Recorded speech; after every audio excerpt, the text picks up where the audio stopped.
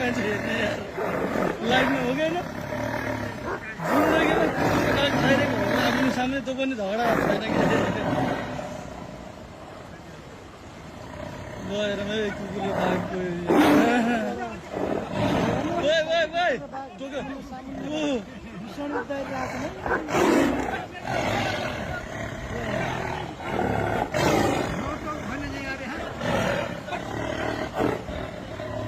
कुकुर र बाघ हेरेर लाइभ हुन्छ यार जिन्दगीमा बिहान भरौँ न त कुकुरलाई एकछिन हानिदिन्छ